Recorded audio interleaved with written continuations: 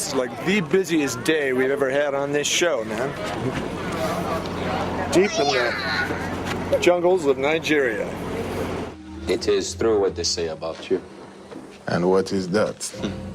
You have no soul.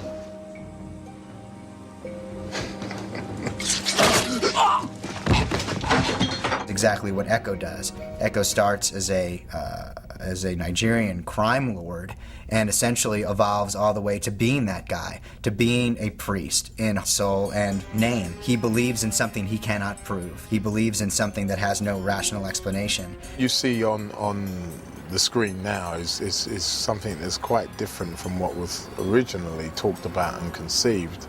As I understood it, as what we discussed with the creators, he was actually quite a passive character. Go and tell your friends I let you live. That Mr. Echo let you live. The name that we initially came up with was Emeka, and I changed the name to Echo because it was Yoruba, which is the tribe that I come from, and added the Mr. We're trying to finish the execution of our idea about Nigeria that we're actually filming in Hawaii as a flashback. We created a very dusty, dirty, brown kind of Nigerian earth look with lots of vendors. Fresh bananas here. And a little village square where the kids are playing soccer. Again, we'll play the soccer game again, right? The truck will be coming. You'll score. You'll celebrate. I want you to spread out a little bit on this side so we see you guys, okay? Here we go.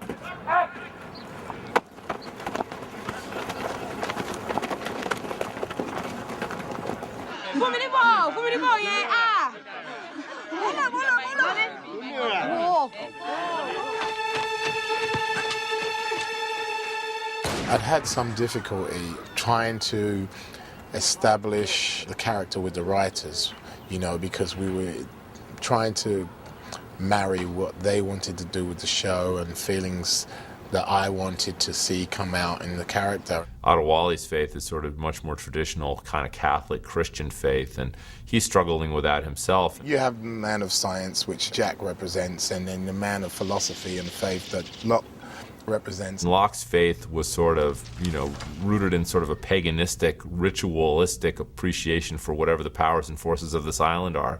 Adewale came on and offered another sort of pole of faith, but in this case, sort of pure religious faith. Don't mistake coincidence for fate. But I think once they saw a 6'2" guy with his shirt off with his stick in his hand, they knew that there were going to be other dimensions that they needed to explore. To my back is the rear end of the church facade that we created to match the interior, which is at another location over in Haleiwa. So we use the interior there, and then we cut to the exterior here. Will you help us? If you buy a statue, the money will buy will go back to the 300 naira, sir. What are you doing here? Most of our research comes from the internet. We have incredible internet research now, so everything's very authentic. We had to age vehicles. All the marketplace people were coordinated with the wardrobe from their research.